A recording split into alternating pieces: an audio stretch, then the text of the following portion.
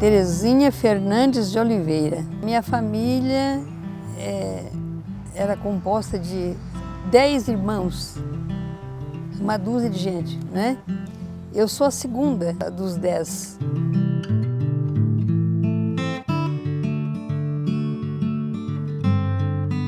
Nós éramos 6 mulheres e 4 homens. O meu pai e a minha mãe, meu pai chamava-se Angelino e a minha mãe chamava-se Joaquina. Nós somos do Rio Grande do Sul, na cidade de Torres. Meu pai era agricultor, então essa agricultura familiar. Trabalhava, plantava para a manutenção da família, não era para venda, embora ele vendesse alguns produtos, tal como arroz, banana, açúcar, que também ele produzia açúcar, cachaça, que também tinha um alambique, mas no mais ele plantava-se para o gasto da própria família, né? Lá desde os 6 anos que trabalha, né? Inteirou 6 anos, já tá no serviço, seja lá qual é o serviço. Como meu pai trabalhava na agricultura, então todo mundo trabalhava com ele. Minha mãe e os filhos todos. Então a rotina é assim, 4h30 da manhã um relógio despertava. Um relógio despertava e acordava a casa inteira. 4h30 da manhã, escuro, sobretudo no inverno. Aí, meu pai e minha mãe estavam de pé, já ia tirar leite das vacas. Já o fogo, já aquele tempo era fogo, né? Era aceso, o fogo ficava aceso, já fervendo para esquentar já a água para o café, etc. E tal.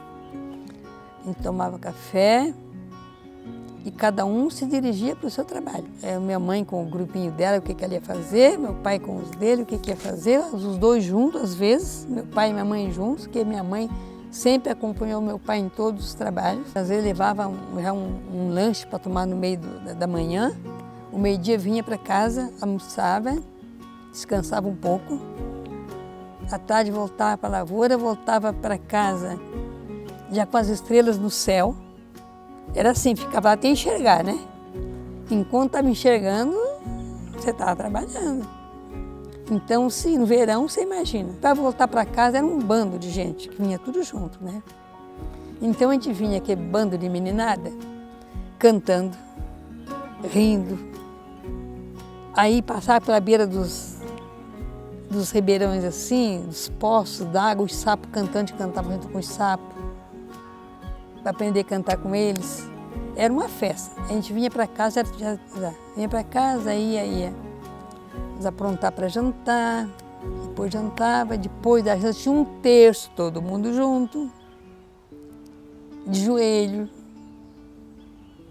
E depois desse terço é que a gente ia dormir. Aí sábado a gente não ia para as lavouras não, ficava em casa para limpar em volta de casa, porque era fazendinha, né? Uma chacrazinha, então tinha que limpar em volta de casa, arrumar tudo, saia para isso. Domingo tinha catequese que meu pai dava para nós, depois do terço, que não tinha missa. Meu pai lia um trecho da Bíblia para os mais velhos, né? Para poder já ir se imbuindo do espírito da igreja. Meu pai era um professor para a gente, né? E depois a gente ia brincar. Só no domingo a gente brincava. Só domingo. Aí brincava dessas coisas que criança brincava antigamente, né? Porque hoje em dia não brinca mais. Brincar de esconde-esconde, de futebol. Minha turma dava uma turma de futebol. Tinha uns vizinhos que vinham junto, a gente fazia um brinquedo. Caçar passarinho, olha que judiação, pecado, hein? De caçar passarinho. Tudo que menino gosta de fazer. Domingo. Aí à tarde, no domingo, a gente lá na igreja, tinha uma igrejinha, uma pracinha com a igreja, nós íamos tudo para lá. Conversar, todo o pessoal que morava por lá. Se encontrava domingo à tarde, conversava, tinha um terço também. Uma vez por mês o padre vinha, podia celebrar uma missa. Uma vez por ano tinha uma festa, que era um acontecimento do local. As festas nas igrejas vizinhas também a gente participava. E era uma convivência muito boa. Meu pai era assim. Meu pai, já para o tempo dele, eu acho que ele é avançadíssimo, porque ele não era de ficar brigando com o filho, não. Tinha as normas na casa, não podia desrespeitar. E a minha mãe, ele disse assim para minha mãe, olha, ela chamava minha velha, meu velho, né? Olha, minha velha, se tiver que queixar de algum filho para mim, não faz na hora da refeição, não. Se tiver alguma queixa para fazer, fora da refeição, porque na hora da refeição é hora de paz. Hora todo mundo está feliz, em paz, comendo sossegado. E também era assim, se faltasse um na mesa, não começava a comer, não. A hora da refeição eram os 12, os 10 filhos e os dois, o pai e a mãe. A não ser que um tinha saído para ir fazer alguma coisa que o pai já sabia que não ia chegar e a mãe já sabia. Mas era ali. O meu pai só rezava para depois comer, tivesse os 12 em volta da mesa, de pé. Só depois rezava e sentava para poder comer. Assim. Então tinha uma disciplina assim que a gente se habituou, já não achava mais difícil. Estava brincando, fazendo o que tivesse. Gritou, é hora do almoço, larga o que está fazendo, o que está brincando e venha comer. Porque era a hora da família. Então essa era uma norma que tinha na nossa casa. E assim, o mais velho mandava os mais novos também. O mais novo não desobedecia a ordem do mais velho, não. Se desobedecesse, podia até ganhar uns cascudos, se fosse o caso. Mas foi assim, essa hierarquia que nós somos criados. O respeito, meu pai não admitia desrespeitar um ao outro, de jeito nenhum. Então, e foi uma boa convivência que a gente teve com nossos pais, graças a Deus. Tanto meu pai quanto a minha mãe, é assim, eles viviam para a família, né? Tudo era família em primeiro lugar, tudo, tudo. E meu pai era assim muito dado com todo mundo. Meu pai não brigava com ninguém, né? Então tinha uma vizinhança assim muito amiga, né? Então a gente foi criado num clima assim muito bom, eu acho, sem problemas. Não tinha o que tem hoje, né?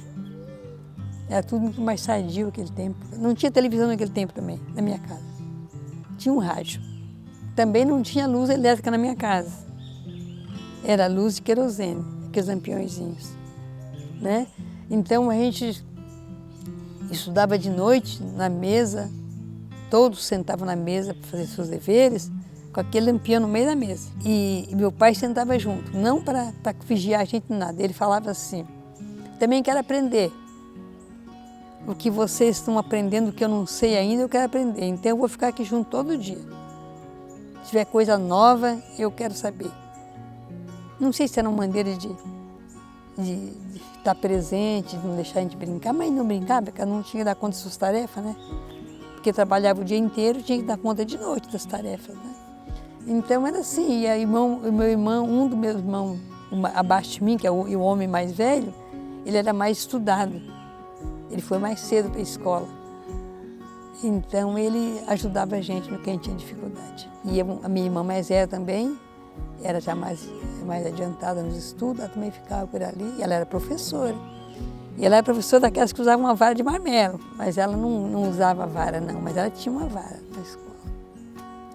E ela também ajudava a orientar quando tivesse alguma dúvida, alguma coisa, também ajudava. Foi assim que nós crescemos.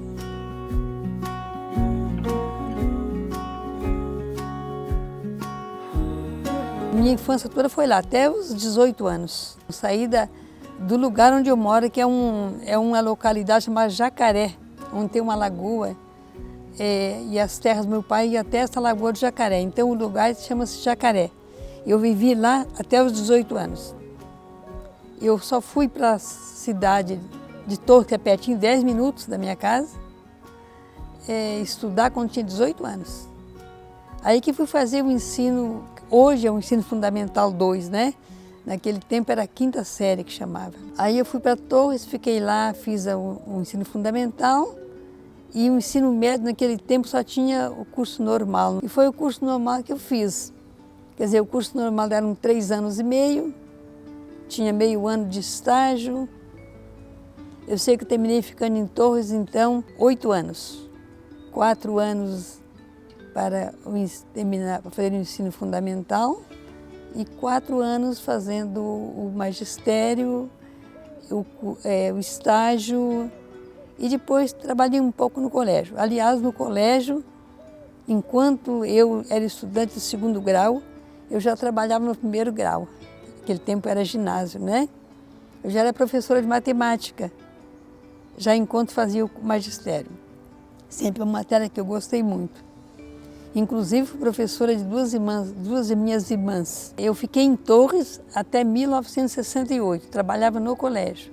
E também nesse último ano que eu fiz o estágio, eu também fiz alguns cursos de especialização. Entre eles, um concurso para poder ser professora naquele tempo, tinha que ter uma especialização no município, no estado, e eu fiz esse curso antes de vir para Uberaba.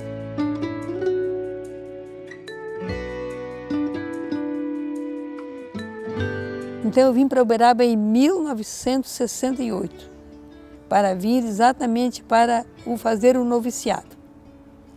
E vindo para Uberaba em 68, eu fiz o noviciado durante 3 anos, 68, 69 e 70. E durante esses anos eu trabalhei no Colégio Nossa Senhora das Dores, também como professora de matemática. Quando chegou em 70, eu vim para fazer faculdade e eu vim para cá, morar aqui no Santo Tomás de Aquino. Aqui no Santo Tomás de Aquino, e ainda comecei nos primeiros anos trabalhando no Nossa Senhora das Dores. Mas logo em seguida eu fui nomeada secretária da faculdade e não tive mais tempo, porque eu estudava à noite, trabalhava de dia na secretaria, o dia todinho. Então, eu não pude mais trabalhar no Colégio Nossa Senhora das Dores. E eu fiquei aqui na faculdade de Uberaba, na FISTA, até ela fechar. Ela fechou em 1980, mas eu ainda fiquei aqui até 1981, porque até passar toda a documentação para a FIUB, que ele tem que chamar FIUB, né? Hoje chama UNIUB. Aí eu fiquei por aqui, até que os alunos todos fossem. Daqui eu fui transferida para o Colégio de Araxá. Trabalhei lá 4 anos, de 82 até o iniciozinho de 86. No comecinho de 86, eu fui transferida para São Paulo, para ser a ecônoma da província. E lá eu fiquei em São Paulo de 1986 até começo do ano de 2022. Fiquei lá 36 anos. Agora, em São Paulo, eu só trabalhei com a parte administrativa. Só. É administradora do colégio, Nossa Senhora do Rosário, ecônoma da província, e depois eu fui eleita presidente da mantenedora da SEIG, onde fiquei até abril deste ano, até abril de 2022. Então, são 36 anos de São Paulo. Significa que eu fiquei fora do Rio Grande do Sul 54 anos que eu estou para cá, né? Já deu para perder toda o meu sotaque. Não esqueci das minhas raízes, claro que você não esquece nunca, né? Mas sotaque eu não tenho mais nada. Os costumes a gente vai esquecendo, né? Vai mudando. Nessa época tinha acontecido o Concílio Vaticano II e em seguida teve, enquanto eu estava no noviciado ainda, teve o capítulo de adjornamento na França. Quer dizer, o capítulo para as pessoas, sempre a gente vai como é que diz, modernizando, né? Vai se atualizando. Então, o capítulo foi nessa época mesmo. Até a Madre Mestra Nossa foi para esse capítulo. Então, nessa época, a igreja passou por alguma transformação. E o nosso capítulo, então, também fez algumas inovações na congregação, no sentido de mais aproximação com o mundo, não é? Mas, vamos dizer, vamos chegar mais perto das pessoas. Foi na época que a igreja abriu as portas para o mundo. A nossa congregação também teve uma adesão também muito forte nesse sentido de sair dentro de casa e ir para o mundo, não é? Então, nessa época, Nós que só vivíamos nas escolas, escola e hospital, né? Nós vivíamos ou nas escolas ou nos hospitais. Nessa época, então, a partir daí, as irmãs começaram a sair também e ir para outros lugares de trabalho, né? Assim como as pequenas comunidades, as comunidades eclesiais de base. Então, houve na congregação uma disseminação maior de opções de trabalho, não é? E eu foi na época que eu estava já no segundo ano do noviciado, depois eu vim para a faculdade, essas aberturas, que a gente fala assim, continuar acontecendo. E hoje nós temos assim, um leque de opções de trabalho. Né? Eu, por exemplo, não saí do meio da educação, porque assim que eu fiz a faculdade, eu já fiquei aqui, que eu terminei meu curso, eu já estava engajada aqui na educação. Então, como houve muitas irmãs que foram para outras frentes de trabalho, essas frentes de trabalho que nós tínhamos ficou pequeno, ficou pouca gente. Então, as que tinham condições e queriam ficar, ficaram. Então, eu não tive assim, como é que é? Não é que eu não tive escolha, mas eu já estava tão engajada aqui dentro que eu continuei até hoje na escola. Eu fui uma que nunca saí de dentro das paredes da escola. Até hoje eu nunca saí. Claro que eu faço uma catequese, eu faço algum trabalhinho aqui e ali, mas eu não tenho um engajamento, um compromisso assim forte com nenhuma comunidade fora de escola, né? Eu acho que qualquer lugar que você esteja compromissada, você tem que fazer o bem ali. E você tem o que fazer em qualquer lugar que você for. Em qualquer lugar que você estiver, você tem como fazer um trabalho bem feito, né? E eu sempre procurei fazer o melhor de mim, mesmo mexendo na parte administrativa. Aí fala assim, você não teve chance de eu fazer opção pelos pobres, porque você está na parte administrativa. Tive sim, porque na parte administrativa você tem muita chance de fazer também esse trabalho. O fato de você favorecer outras pessoas terem chance de ir, você já está ajudando. E você facilitar as coisas, você também está ajudando. Então, eu acho assim mesmo, quando você trabalha com muitos funcionários, como eu já trabalhei, a última escola que eu trabalhei tinha quase 300 funcionários. Então, a forma como você trata esses funcionários, que você convive com eles, que você trabalha com eles, que você respeita, como você dialoga, é um trabalho com o povo. Para mim, do mesmo jeito, não tem diferença, não é? Você não precisa trabalhar como patrão e empregado. E eu nunca admiti isso, trabalhar na forma de patrão e empregado. Para mim, todos trabalham, cada um do seu jeito, mas cada um tem o mesmo direito, os mesmos deveres, né? Então, para mim, isso nunca foi dificuldade e acho que tem que ser assim a vida. Eu acho que onde existe o respeito, a escuta, o diálogo, o trabalho tem muita chance de se dar bem, de ser um trabalho bem feito, não é? Um trabalho que construa, porque onde não há isso, não há chance de trabalho em equipe, não há rendimento que seja bom, nem para um lado, nem para o outro, não é?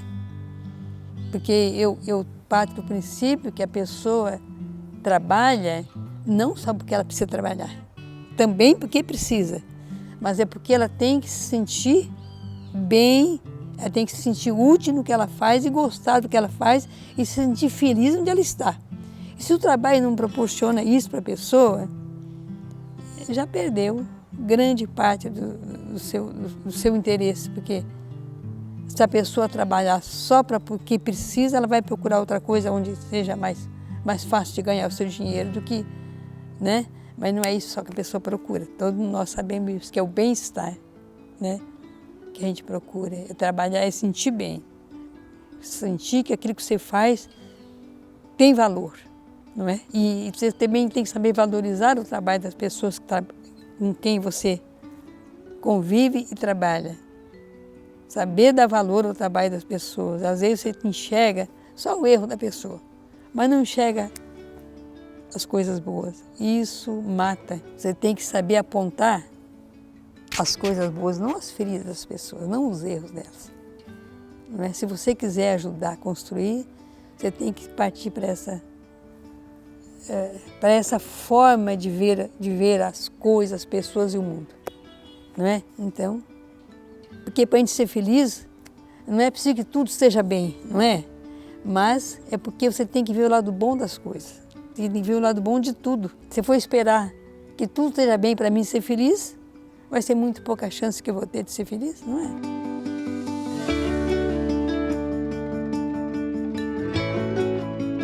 Nos idos dos anos 50, entre 50 e 60, elas fundaram o Colégio São Domingos em Torres. O único colégio, a única escola que tinha Fundamental 2 para cima. E aí lá eu convivi com as irmãs a partir dos anos 60 que fui para Torres. E foi lá que a minha vocação assim despertou. Por que foi lá que despertou? Porque as irmãs de Torres eram as irmãs muito compromissadas com o povo e com o que elas faziam, com o trabalho, com a escola, era uma coisa assim, era a vida delas. Aliás, não só o colégio, mas as irmãs eram referência em todo o município. Sabe, ia ter uma reunião de sindicato, chamava as irmãs. Ia ter uma reunião do clero, chamava as irmãs. Então elas eram assim, conhecidíssimas e respeitadíssimas no município inteiro, para tudo, as irmãs. E elas eram umas pessoas assim, que tinham como é que eu vou dizer, um desejo de mudança na sociedade. Elas queriam que a sociedade fosse melhor do que era. Então, todo o trabalho delas era nesse sentido de conscientizar todo mundo que o mundo tinha que ser transformado. E eu, nessa situação que eu conheci as irmãs, nesse trabalho de transformação, me empolguei muito.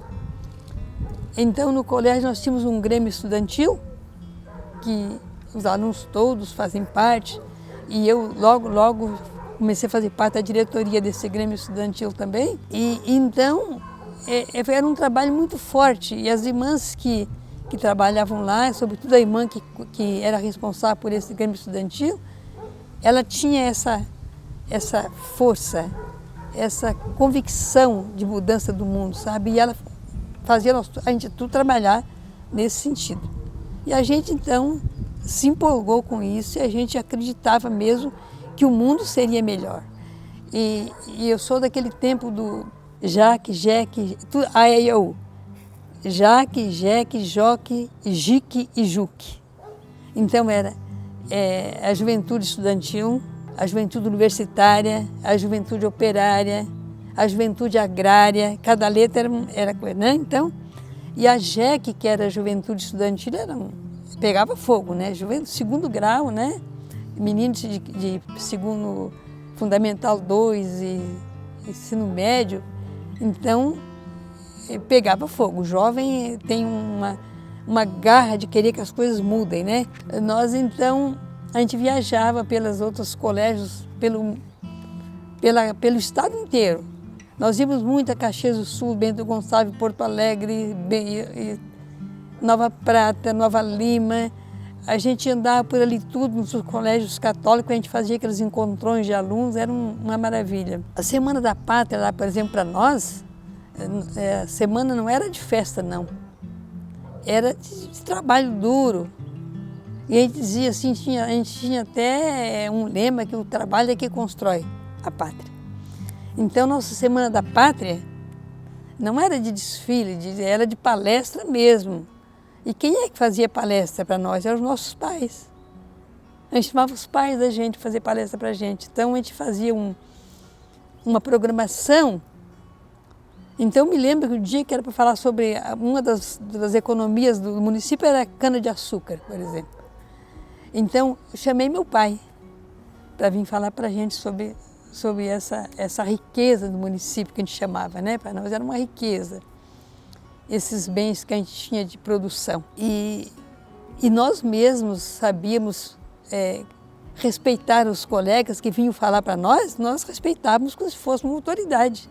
A gente tinha isso naquele tempo. E os nossos palcos eram um banco. Você pensa que nós tínhamos palco para falar, subia num banco. Subia no banquinho para ficar mais alto um pouquinho, porque a gente não tinha salão também não. Onde é que a gente reunia? Nós tínhamos uma área coberta, um galpão coberto, porque lá chovia muito também, né? Tinha um galpão coberto que era onde os alunos faziam os recreios e lá que era o salão de trabalho, de palestra era lá. Então era lá que a gente reunia. E eu fico impressionada, nós botávamos vários bancos, porque lá não tinha cadeira, vários bancos. E todo mundo sentava nos bancos. E os palestrantes, então, ficavam na frente, tinha o microfone. E eu fico impressionada, até hoje eu me lembro do respeito que a gente tinha para o colega que ia falar. O colega que estava na frente, ele conseguia fazer uma assembleia ali. Ele não fazia grupinhos, ele fazia uma assembleia ali. Quer dizer, uma assembleia que todo mundo participava, mão levantada. Você quer colocar uma questão, você quer fazer uma pergunta, você quer fazer qualquer colocação, você tinha vez e tinha voz. Porque às vezes você tem vez, não tem voz, mas você tem voz porque todo mundo escutava, né? Então hoje eu fico avaliando isso para aquele tempo, há quantos anos atrás, meu Jesus amado? Lá dos anos 60, é muito tempo, né? Então era uma coisa muito boa. E nós tínhamos assim um trabalho muito, como é que eu vou te falar, organizado entre nós. Um dia por semana, esses diretores do Grêmio, o Grêmio, a diretoria do Grêmio, aquele dia era deles, com os alunos. Então podia fazer um planejamento como quisesse, mas nunca era para perder tempo. Claro que tinha sempre as irmãs por trás, né? Que tinha uma irmã responsável pelo pessoal do Grêmio, então a gente não estava solto assim, não. Mas a gente fazia debate às vezes em sala de aula.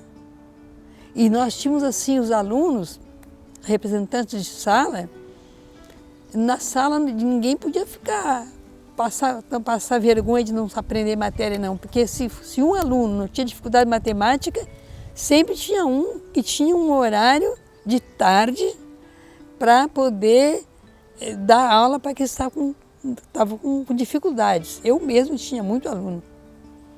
E assim, os nossos colegas todos eram assistidos pelos próprios colegas. A gente fazia grupos de estudo no período da tarde. E hoje eu acho que é uma coisa assim que eu acho que era uma coisa muito adiantada para a época, sabe? Eu acho que era uma coisa fabulosa. A irmã Anita, ela era uma das professoras nossas. E ela era uma dessas assim, ó, responsável pelo Grêmio. E ela tinha, assim, muita prioridade com o trabalho com esses alunos, né? Ela não te dava folga. Ela não te dava folga, não. Quer dizer, você tinha que mostrar serviço. Se você tinha um trabalho de liderança, você tinha que se virar e você tinha que dar conta do recado. Era assim, ela não dava sossego para ninguém. E a gente aprendeu muito com ela, muito com ela. A responsabilidade uns sobre os outros, isso foi ela que nos ensinou. Mas então era uma responsabilidade muito grande.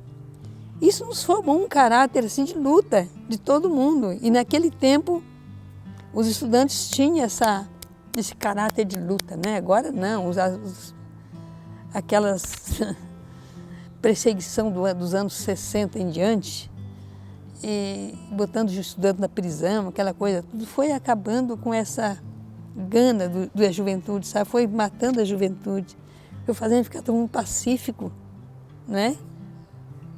E isso foi uma pobreza para o Brasil, foi uma pobreza. Quer dizer, as grandes lideranças que surgiram naquela época ainda estão por aí hoje, ainda estão por aí hoje, mas houve um período assim que isso apagou, né? E não é culpa do jovem, não é. É culpa do sistema que abafou, prendeu, perseguiu, não deixou ninguém, né, levantar mais a voz. Então, tanto é que aqui na faculdade, nos primeiros tempos, eu cheguei aqui, ainda tinha vigilância dos policiais. Eu me lembro que teve aluno que se matriculou aqui na faculdade, eu era secretária, por isso que eu posso dizer que eu sei.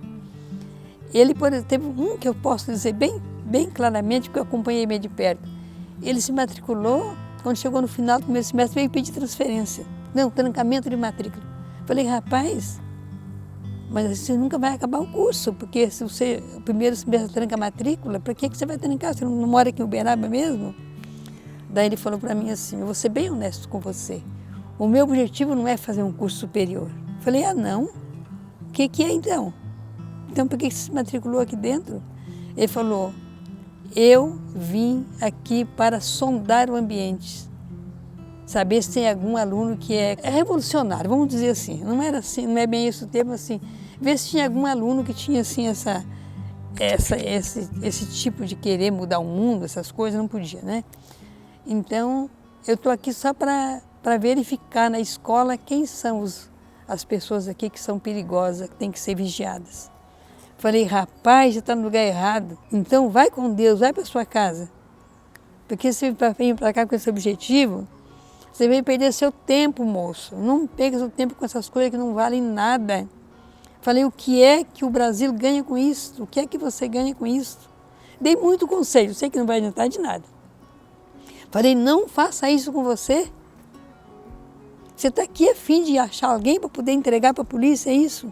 Falou, é bem isso. Quer dizer, vai botar a culpa da juventude que se apagou? Não vai botar a culpa da juventude que se apagou. O sistema forjou a formação da juventude desse jeito. Então, fazer o quê? E é com muita tristeza que a gente olha assim e diz isso, né? A gente que conviveu no meio estudantil, como que diz assim, um grupo quente, como a gente dizia, né? E aí você depois se depara com uma situação dessa, é muito triste.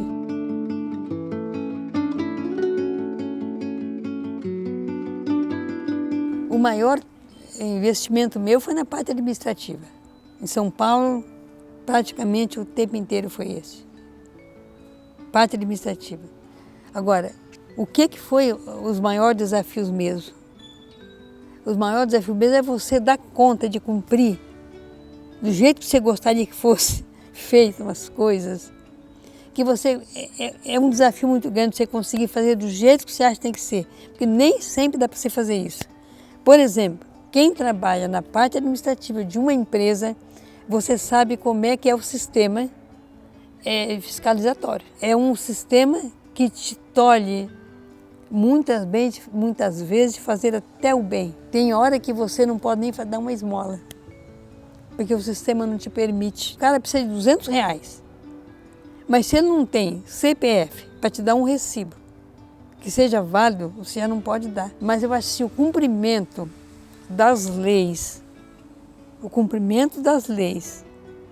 com o cumprimento das obrigações necessárias que você sente, é um desafio.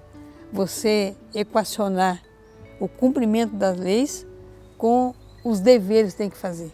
Com os deveres, como você acha que tem que ser feito. Por exemplo, vamos dizer, olha, dar um exemplo bem pequeno. Um funcionário morreu o sogro. Ele não tem direito de tirar 3 dias para poder dar um atendimento. Se ele for filho, se for pai, se for irmão, tem. Tá? Mas aí você sabe que se o marido perdeu a mãe, a mulher dele vai querer estar junto para poder sofrer junto, dar o apoio que é necessário, que a família precisa. Você entende isso? Você não pode dispensar esse serviço. Para você dispensar, você tem que ter 1000 explicações. O cara precisa até às vezes dizer que tem uma que está doente. Às vezes tem gente que eu conheço que arruma até um atestado falso. Então, acho assim, é um desafio para você fazer isso. O outro desafio, você não poder fazer o que você quer. Por exemplo, na sua escola, você gostaria de acolher todos os que precisam, né? Você gostaria de acolher. Não dá. Porque mesmo que você forneça para ele, dê a ele a chance de estar no seu colégio, ele não tem condições de chegar até lá, ele não tem condições de ter uma roupa adequada para vir, nem que você pode até dar roupa para ele, mas ele não tem outras condições que permitam ele estar ali naquele grupo. Isso é um sofrimento grande para nós também. Agora, também você manter. Outro desafio que eu acho muito grande também para quem administra é manter um pessoal atualizado. um pessoal de qualidade, que ofereça um trabalho de qualidade. Porque uma escola tem que oferecer um trabalho de qualidade. E isso não se faz de graça. Isso não se faz assim, sentado numa cadeira, não. Você tem que ir atrás, tem que correr, você tem que investir, não é? Então, também é um desafio. Se manter hoje num mercado de trabalho, oferecer um serviço que satisfaz a pessoa que estão, os seus clientes, vamos dizer assim, não é fácil. Não é fácil. E na parte de quem está na cabeça, na administração de uma empresa, se ele não se jogar de corpo e alma, não tiver coragem de correr risco, a empresa dele não vai para frente. Não cumpre o seu papel.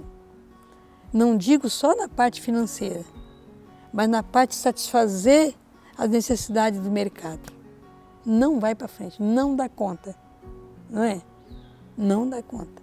Então, o investimento é de corpo e alma, é de risco, é de envergadura, é de coragem.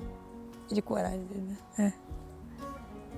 Então, para mim, um colégio hoje, para se manter no mercado, é um grande desafio. E veja bem, não só financeiro que eu estou falando, cumprir a missão dele, formar personalidades que possam modificar a sociedade, que possa ser alguém que mude o mercado, que torne a vida melhor. É difícil.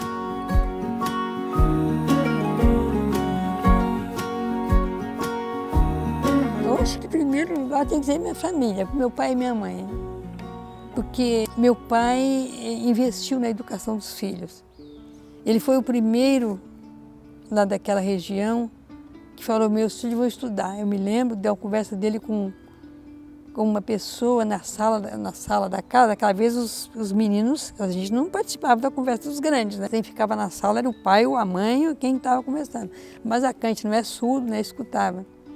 Eu me lembro que meu pai falou assim, que ia colocar os filhos todos no colégio, a gente era pequeno ainda.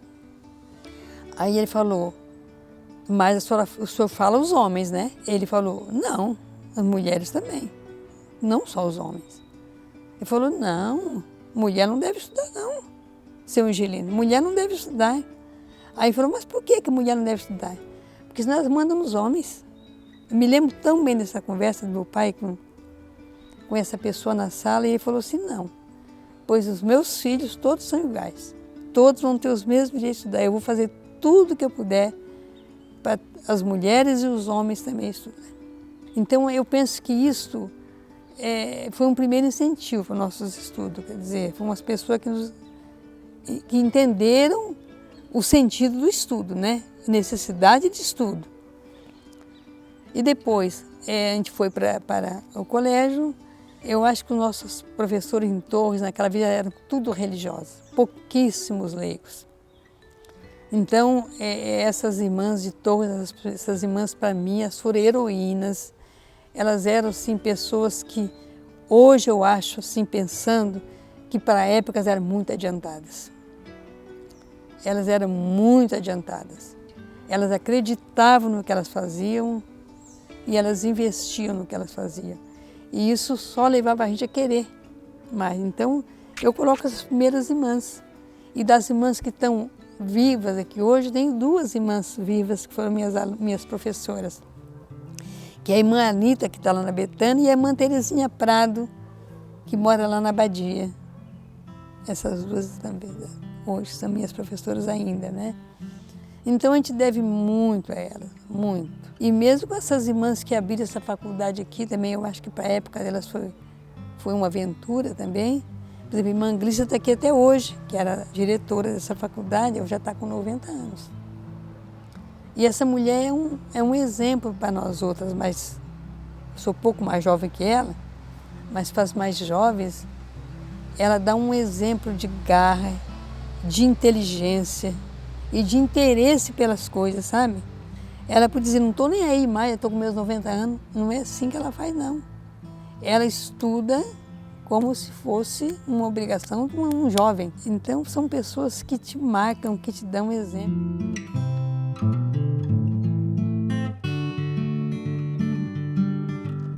para a gente ser feliz, não é preciso que tudo seja bem, mas porque a gente pode ver o lado bom de tudo. Não é frase minha não, tá? Eu uso isso para mim, não é que a frase é minha, mas eu uso isso para mim, essa frase não é minha. Isso aí acho que é uma mensagem que eu deixo, não é? E outra coisa que eu também acho que a gente tem que ver é procurar ver o lado bom das pessoas, não apontar só as feridas da pessoa, não. Mas apontar as coisas boas que ela tem. Isso ajuda a construir a pessoa, senão você só põe a pessoa mais para baixo que já é. E também eu acho assim, a gente fazer o máximo, fazer o melhor da gente naquilo que a gente faz. Qualquer coisa que você faz, você dê o seu melhor. Não é porque, hoje eu estou fazendo uma coisinha boba aqui, não. Tudo que você faz é importante. Dê o melhor de tudo enquanto você faz.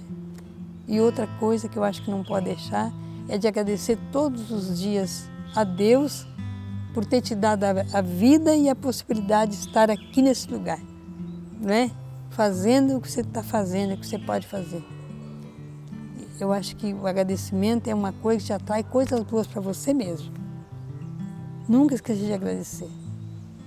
Saber que só por você só, você não dá conta de fazer o bem, você não dá conta. Você sempre conta com a presença do Espírito de Deus em você. É Ele que te ilumina e que te dá força, que te dá sabedoria.